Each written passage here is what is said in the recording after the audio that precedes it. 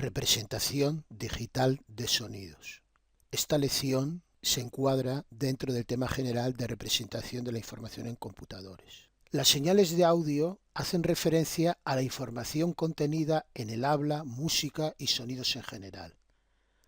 Antes de establecer los objetivos de esta lección, les ruego oigan y vean lo que sigue a continuación, que corresponde a la primera parte del tercer movimiento de la tercera sinfonía de Brahms, interpretado por la Orquesta Filarmónica de Berlín, dirigida por Sir Simon Rattle.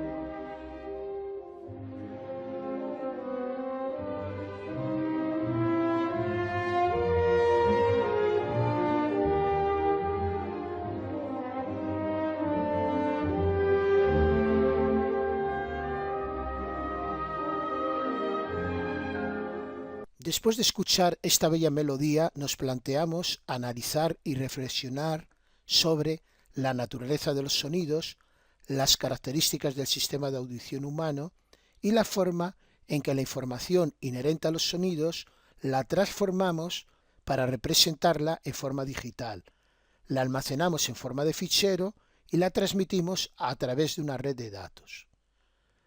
Para comprender la naturaleza de los sonidos, le ruego que observe las imágenes que vienen a continuación, donde se incluye en la parte superior imágenes del vídeo visto anteriormente.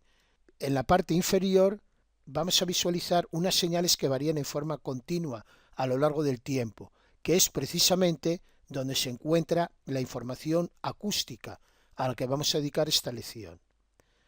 Se verán dos señales porque la grabación se ha realizado en forma estereofónica, es decir, con dos canales.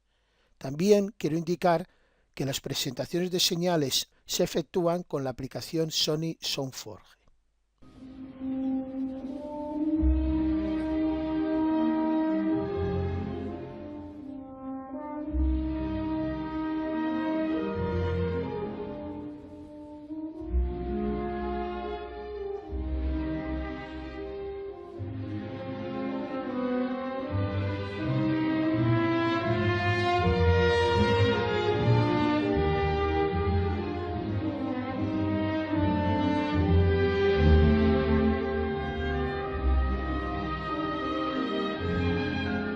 Después de esta introducción, vamos a analizar los siguientes aspectos. Primero, voy a exponer algunas ideas sobre teoría de señales. A continuación, me referiré a aspectos físicos de las señales acústicas y a la fisiología del oído humano. Posteriormente, analizaremos los procesos que implica la digitalización de señales de audio.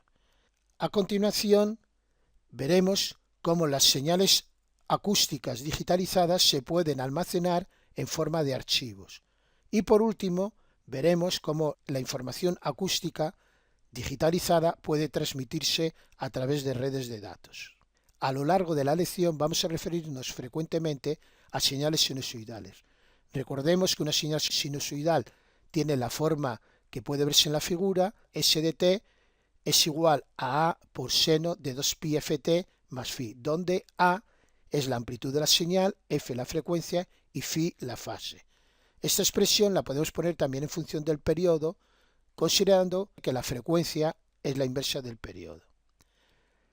En definitiva, los parámetros de una función sinusoidal son la amplitud a, la frecuencia f y la fase phi. Por ejemplo, si nosotros tenemos una señal sinusoidal de amplitud 4 y frecuencia 5 Hz y una fase de 1,57 radianes, su expresión es la que aparece en esta expresión. Hemos representado gráficamente esta expresión en función del tiempo y tenemos la gráfica que estoy mostrando. Como ven, aquí aparece la amplitud, que es 4, el periodo, que es 0,2 segundos, y la fase, que es en el instante t igual a 0, aparece que la señal tiene de valor 4. Eso es debido al desfase introducido. Esta función también la podemos representar de otra manera. En el eje X denotamos frecuencias y en el eje Y amplitudes o fases. En el primer caso, para la frecuencia 5, que es la que estamos utilizando, tenemos una amplitud 4. Y en cuanto a la fase, para la frecuencia 5 tenemos una fase de 1,57 radianes.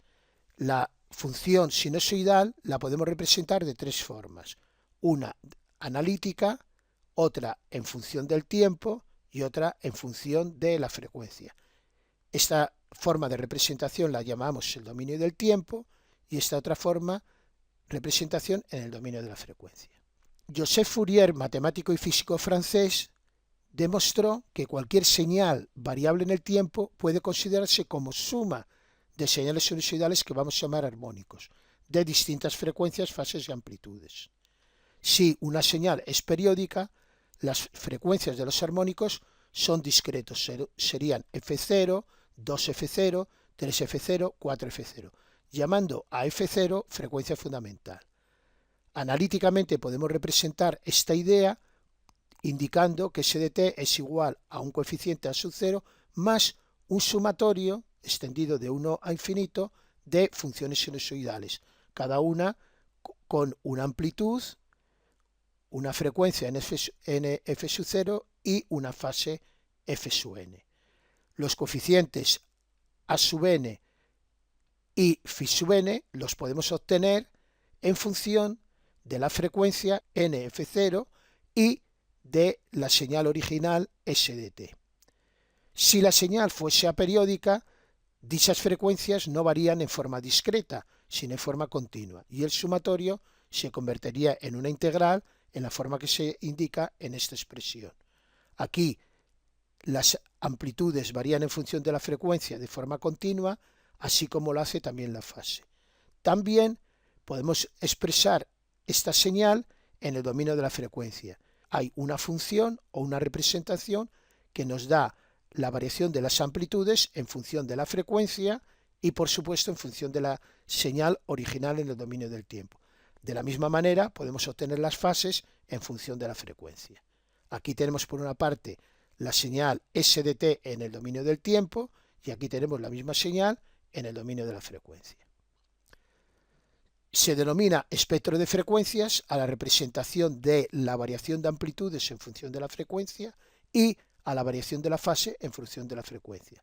La misma información hay en la señal en función del tiempo, que denominamos dominio del tiempo, que en las representaciones en función de la frecuencia, que denominamos del dominio de la frecuencia. Y es fácil pasar del dominio del tiempo al dominio de la frecuencia o viceversa. Aquí tenemos la información en el dominio del tiempo de el vídeo completo, cuya primera parte han visto anteriormente. Y en la parte inferior tenemos la representación de esa misma información, pero en el dominio de la frecuencia. Concretamente, lo que tenemos son las amplitudes en función de la frecuencia. Las amplitudes que van desde 0 decibelios a menos 150 decibelios y el rango de frecuencias va de 0 hercios a 22.050 hercios. Un concepto importante que vamos a utilizar también en diversos momentos de esta lección es el concepto de ancho de banda. El ancho de banda de una señal es el rango de frecuencias que ocupa y se denota con la letra B mayúscula. Con frecuencia, ese rango ancho de banda se especifica en función de dos frecuencias de corte, FH, que es la frecuencia superior, y FL, la inferior. Estas frecuencias de corte se suelen definir como las frecuencias en las que cae la amplitud A a un 70,7% de sus valores centrales. Algunos anchos de banda de señales típicas son voz humana y música de 0,1 a 22 kHz, voz a través de teléfono 0,2 Hz a 3,4 kHz, señal de vídeo NTCS de 0 a 4,6 MHz, señal de vídeo de alta definición en Estados Unidos 24,9 MHz, una señal digital con R símbolos por segundo tiene un ancho de banda igual a R dividido entre 2. Además del ancho de banda de una señal, se define el ancho de banda de transmisión, que es el rango de frecuencias que un medio puede transmitir o procesar sin atenuar. Es una medida de la velocidad que admite el medio, ya que cuanto mayor es el ancho de banda, más rápidamente con el tiempo pueden cambiar las señales que transitan por él. Para evitar distorsiones, siempre el ancho de banda de la transmisión debe ser igual o mayor que el ancho de banda de la señal o conjunto de señales que transitan por él. A continuación vamos a ver algunos conceptos sobre física y fisiología del oído humano. Una señal de audio, que como he comentado anteriormente puede ser voz, música o cualquier otro sonido, es una onda de presión que se transmite a través de un medio. Este medio puede ser, por ejemplo, el aire o el agua. Si se produjese una explosión en la Luna, seríamos incapaces de escucharla en la Tierra, ya que entre la Luna y la Tierra no hay atmósfera, no hay un medio en que pudiesen transmitirse las ondas de presión. La intensidad sonora es la potencia acústica transmitida por unidad de área y se representa en vatios por metro cuadrado. Uno de los sentidos más sensibles de los humanos es el oído. En efecto, el umbral de audición es de 10 elevado a menos 12 vatios por metro cuadrado. Quiere decir que somos capaces de detectar una billonésima de vatio por metro cuadrado. Por otra parte, sentimos sensación de dolor cuando esta potencia llega a 1 vatio por metro cuadrado. Otra característica muy notable es que tenemos una sensibilidad logarítmica. Esto quiere decir que discernimos mejor entre dos señales próximas si el nivel es bajo a si es el nivel alto. Por lo cual utilizamos una escala logarítmica en vez de utilizar una escala lineal. Las medidas en la escala logarítmica se hacen en una unidad que se llama decibelio, que es 10 por el logaritmo decimal de la intensidad observada dividido por la intensidad sonora umbral de audición. También es digno de resaltar que el oído humano tiene una limitación en cuanto a las frecuencias audibles. Específicamente, el oído humano es sensible a ondas sonoras con frecuencias comprendidas entre 20 Hz y unos 20 kHz. Hay una zona de frecuencias bajas que corresponde a los graves y otra de frecuencias altas que corresponde a los agudos. Esto se conoce con el nombre de espectro audible. Voy a describir a continuación brevemente los procesos para digitalización de una señal de audio. En primer lugar, se realiza una captación de la señal, que se transforma de onda de presión a onda eléctrica. Posteriormente se produce una adaptación, que es un proceso a través del cual la señal captada se amplifica o atenúa para encajarla dentro de dos valores límites, por ejemplo, entre menos 5 y más 5 voltios. A continuación se realiza un muestreo de la señal y posteriormente cada una de las muestras se digitaliza, pasándola a binario. Por último, se efectúa una codificación y una compresión de dichas muestras. El proceso de captación se realiza mediante un micrófono u otro transductor, que lo que hace es convertir la señal de presión en señal eléctrica. Estas señales se denominan señales analógicas y se caracterizan porque pueden tomar cualquier valor, como pueden ver en la figura, cualquier valor comprendido entre un determinado intervalo. Esta imagen corresponde a un tramo de unos 20 milisegundos de la señal de vídeo que hemos visto al inicio de la clase. Concretamente corresponde aproximadamente a un intervalo entre 1 minuto 56,120 segundos a 1 minuto y 56,140 segundos. Este tipo de señales eléctricas se denominan analógicas porque varían de forma análoga a como lo hace la señal original, en este caso una señal de presión. Proceso de muestreo. Una vez que hemos captado la señal, la tendríamos que memorizar, pero esta señal tiene infinitos puntos, con lo cual tendríamos que almacenar infinitos valores, lo cual es imposible ya que nuestras memorias son finitas. Para solventar este problema, lo que hacemos es muestrear la señal. Tomamos muestras de forma regular de acuerdo con un determinado periodo, que en el ejemplo que estamos viendo a lo largo de la lección ha sido de 22,7 microsegundos.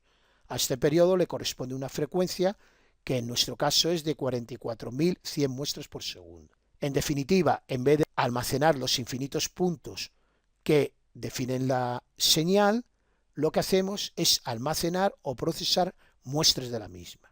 La frecuencia de muestreo debe ser lo suficientemente alta como para que se pueda reconstruir la señal original a partir de las muestras. Pero cuanto mayor sea la frecuencia de muestreo, más muestras habrá que almacenar y más ocupará o tardará en transmitirse nuestro fichero. Hay un compromiso entre calidad y capacidad ocupada por el fichero. Se demuestra, es el teorema de muestreo de Nyquist-Shannon, que para recuperar con máxima calidad la señal original es suficiente con que la frecuencia de muestreo sea el doble del ancho de banda de la señal original. Es decir, f sub s debe ser mayor o igual que 2 por b, siendo b el ancho de banda. Estas ideas las podemos ver en la figura siguiente. Aquí los puntitos representan las muestras que han sido tomadas en nuestro ejemplo. Como vemos, a partir de las muestras, los puntitos, podemos reconstruir perfectamente la señal original. Pero si la frecuencia de muestreo fuese 10 veces menor, pues únicamente nos quedaríamos o almacenaríamos con una de cada 10 muestras. Entonces supongamos que retenemos esta muestra y la 1, 2, 3, 4, 5, 6, la siguiente sería esta de aquí. Con lo cual, con esta y esta muestra no se quedaría memorizada la subida de la señal, esta cima, esta subida de la señal. Tampoco podríamos almacenar esta ligera variación de la señal que tenemos aquí. Insisto, por tanto, que la frecuencia de muestreo debe ser lo suficientemente grande como para poder interpolar o reconstruir la señal original. Una vez que se han obtenido las muestras, hay que pasarlas a binario. Este proceso se denomina conversión analógico a digital. Lo que hay que hacer es cada valor de la amplitud de cada muestra hay que convertirlo en binario. Un parámetro a considerar es el número de bits por muestras n sub s, que nos va a indicar la precisión de la conversión de analógico a digital. Si utilizamos 8 bits, tendremos 256 niveles de amplitud. Ello quiere decir que cada muestra hay que aproximarla por el nivel más cercano a ella. Esta aproximación se denomina error de cuantización. El error de cuantización será menor cuantos más bits tomemos por muestra. Así, por ejemplo, si tomamos 16 bits por muestra, tendremos en total 65.536 niveles, con lo cual la aproximación de cada muestra a su nivel más próximo será más exacta. Cuantos más bits por muestra, mayor calidad, pero mayor ocupación del archivo de datos. Una vez obtenidos los valores binarios de las muestras, hay que codificarlos de acuerdo con un determinado formato. Con frecuencia, después de la codificación o simultáneamente a ella, se realiza un proceso de compresión de la información. Una vez que se produce la información digital acústica, esta o bien la grabamos en forma de archivo o bien la transmitimos por una red de datos. En el momento de reproducir audio digitalizado, tendríamos que realizar el proceso inverso, es decir, de comprimir y decodificar la señal general y reproducirla a través de una altavoz u otro medio al mismo ritmo que se generó. Hay circuitos o programas que se denominan codec que realizan ambas funciones, la codificación y decodificación y la compresión o decompresión. La mayoría de los formatos de codificación están basados en PCM o modulación por codificación de pulsos. La idea es transmitir en serie la información de una muestra en el espacio de tiempo que transcurre hasta que llega otra muestra. Así, en esta imagen visualizamos 3 muestras sucesivas. Cuando llega la muestra correspondiente al nivel de amplitud 11, que en binario sería 00001011, inmediatamente se transmite un tren de pulsos con esta información 1101000. Un parámetro muy importante es el caudal o tasa de bits, que es sencillamente el número de bits que se generan por segundo y puede obtenerse fácilmente multiplicando la frecuencia de muestreo, es decir, el número de muestras que se generan por segundo, por el número de bits asociados a cada muestra. En el caso de tener dos canales, sería la situación de sonido estereofónico o más canales, hay que multiplicar por el número de canales. En definitiva, el caudal o tasa de bits es la frecuencia de muestreo multiplicando por el número de bits de muestras por el número de canales. Hay diferentes tipos de códec. Los más usuales son los que se indican en esta imagen. En primer lugar está PCM, a la que me he referido anteriormente, y en la que se transmiten o graba un tren de pulsos correspondientes a las amplitudes o sus logaritmos de cada muestra. Otro códec relevante es el que se llama DPCM. Con él se almacenan, en lugar de los valores absolutos de las muestras, las diferencias con las anteriores. Esto se hace por el siguiente motivo. En PCM lo que transmitimos son las amplitudes de las muestras tal y como se indican en esta imagen. Sin embargo, en el sistema diferencial lo que se hace es transmitir o generar las diferencias con las muestras anteriores. Por ejemplo, en vez de obtener la amplitud completa de la muestra, solo esta línea que aparece en rojo, que es el incremento sobre la muestra anterior. Este valor correspondería al incremento sobre la muestra anterior, el valor de esta muestra con respecto a la anterior, el valor de esta muestra con respecto a la anterior, y así sucesivamente. Como se puede ver en la figura, los valores incrementales son mucho menores que los valores absolutos. Al ser muchos menores los valores, se necesitan menos bits para transmitir la información, con lo cual los ficheros correspondientes ocuparán menos espacio. Otro tipo de códec se llama ADPCM y lo que se hace es predecir por extrapolación el nuevo valor con respecto a las muestras que ya se han recibido. Se almacena el error entre el valor predicho y el real. Así, las diferencias necesitan aún menos bits que en el caso anterior de DPCM. Otro códec usual es el MULAU, que es similar a DPCM. Por otra parte tenemos los códecs MPEG, que dan lugar a formatos MP2, MP3 y AAC. Con estos se obtiene una gran compresión y se basan en almacenar, en lugar de las muestras en el tiempo, la información que hay en distintas bandas de frecuencia. Como vemos en la figura, el espectro audible se puede dividir en rangos de frecuencias y lo que se hace es almacenar la información de cada rango, y como cada rango tiene una amplitud distinta, el número de bits de información de cada banda puede adaptarse a la amplitud máxima de cada banda. Así se necesitaría muchos menos bits para transmitir o almacenar la información de esta banda superior a las bandas centrales. Por otra parte, también se aprovechan distintas características del oído humano en cuanto a sensibilidad. Las bandas de frecuencia para que el oído es más sensible se emiten con mayor precisión, con mayor número de bits, que aquellas bandas en que la sensibilidad del oído humano es menor. Luego hay otros códecs particulares de empresas tales como Microsoft, Real Networks y de Apple. Como he comentado anteriormente, la calidad de una grabación digital de audio depende fundamentalmente de dos parámetros. Uno es la frecuencia de muestreo y otro el número de bits por muestras. Comercialmente se distinguen distintas calidades dependiendo del tipo de transmisión que se realiza.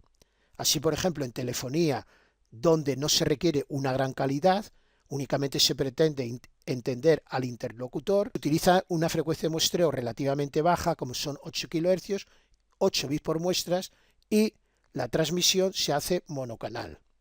Por otra parte, en radio con modulación de amplitud se suele utilizar 11 kHz con 8 bits por muestras también. Y en radio FM digital se utiliza una frecuencia mayor, es mayor calidad, de 22,05 kHz y 8 bits por muestras.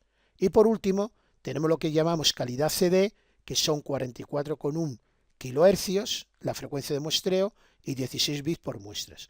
Aquí he puesto en esta columna la tasa de bits, el caudal de bits que se obtiene para cada tipo de calidad.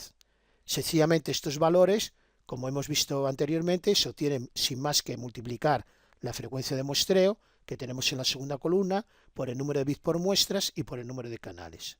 En el ejemplo que venimos utilizando a lo largo de esta lección de la tercera sinfonía de Brahms, ha sido grabada con una frecuencia de 44.100 Hz, con 16 bits por muestra, calidad estéreo, y tiene una duración total de 2 minutos 53,949 segundos. Este fichero sin comprimir nos ocupa del orden de 38 GB. Una vez que tenemos las señales acústicas digitalizadas, podemos hacer con ellos dos cosas. Por una parte, generar un archivo de audio, o por otra parte, transmitirlas sin más a través de una red de datos. Para almacenar como un archivo una señal de sonido, lo que se hace es almacenar en posiciones consecutivas los valores obtenidos en la conversión, es decir, las muestras codificadas. Y antes de los datos de la señal audible, se incluye una cabecera con información sobre el tipo de fichero y sus parámetros, en lo que se llaman metadatos. Se indica el formato del fichero, frecuencia de muestreo, etc., para poder luego recuperar y reproducir la señal original. Podemos obtener fácilmente la capacidad de almacenamiento necesaria para los datos cuando los almacenamos en un fichero en función del tiempo. Sencillamente tendríamos que multiplicar el número de bits que se generan por segundo, que es fs por ns por c, la frecuencia de muestreo, por el número de bits por muestras por el número de canales, y multiplicarlo por t. T es segundos. Y si esta capacidad la queremos expresar en bytes, sencillamente tenemos que dividir por 8. Como hemos visto antes, un minuto en calidad CD necesita del orden de 10 MB, que es una capacidad extraordinariamente grande. Por eso, en audio son muy importantes las técnicas de compresión de datos. En esta tabla incluyo formatos usuales para los archivos de sonidos. Tenemos el nombre del formato, la extensión de los ficheros correspondientes que se les suele poner, el códec que utilizan. Estos formatos implican compresión o no y el porcentaje de compresión. Como vemos, en algunos casos se reducen los ficheros a más de la mitad, y por otra parte el propietario de ese tipo de formato. Algunos son de empresas particulares como Apple, Sun, Microsoft, etc. Una vez que hemos visto cómo se almacenan en ficheros las señales acústicas digitalizadas, vamos a ver cómo se realiza la transmisión de audio a través de una red de datos. En primer lugar, un archivo de audio se puede transmitir como cualquier otro archivo, pero si se desea oír en tiempo real, se hace una transmisión en forma de ráfagas, que por lo general se denomina streaming.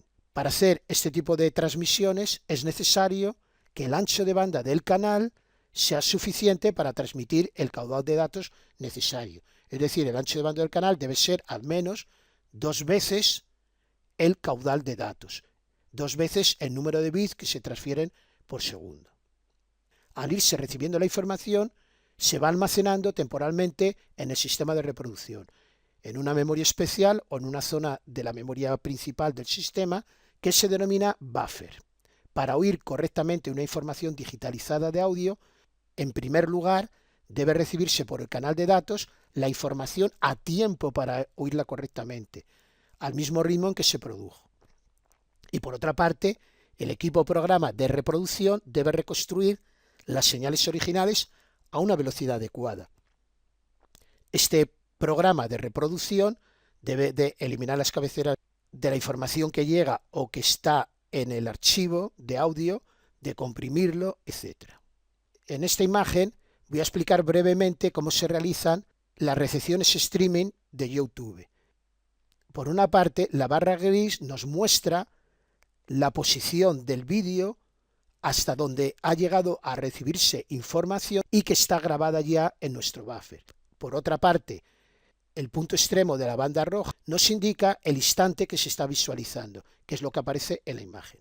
Obviamente, para tener una audición y visión adecuada, la barra gris debe ser más larga de la barra roja. Si la barra roja alcanza a la barra gris, no podremos reproducir adecuadamente la imagen correspondiente. Como resumen y conclusiones de esta lección, en primer lugar, hemos realizado una introducción donde hemos presentado la introducción del tercer movimiento de la Sinfonía número 3 de Brahms, interpretada por la Filarmónica de Berlín. A continuación, He presentado algunas ideas básicas sobre teoría de señales que hemos necesitado para el resto de la lección.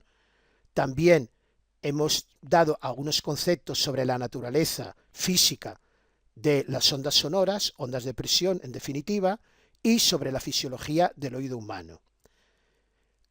A continuación, hemos descrito los principales procesos para digitar señales de audio, que consisten en la captación de la señal, convertirla en señal analógica, una señal de naturaleza eléctrica, luego cómo se muestrea dicha señal, cómo se digitaliza cada muestra y cómo se codifica la información que se va recibiendo. Por último, hemos visto cómo se generan archivos de audio o cómo se transmite la información audible ya digitalizada en forma de streaming. En esta imagen, con la que concluyo esta lección, pueden ver un esquema de todo el proceso completo de grabación y reproducción. La señal de presión sonora se convierte en señal eléctrica, señal analógica. Por medio de un conversor analógico digital se transforma a binario. Aquí hemos puesto, por ejemplo, en PCM, ocupando cada muestra 16 bits. Por otra parte, un códec nos hace una compresión, aquí lo hemos reducido pues, de 16 bits a 12 bits, y esta compresión pues, va a tener un formato MP3, GSM, G723, etc. Una vez que se genera esta información, se puede almacenar o transmitir a través de una red de datos. Una vez que ya se tiene almacenada o se recibe dicha información, hay que realizar el proceso inverso. Primero se decomprime el audio, obteniéndose las señales en formato PCM, y por último, con un conversor digital analógico, se lleva esta información a un altavoz para ser inteligible por el hombre. Y con esto concluyo.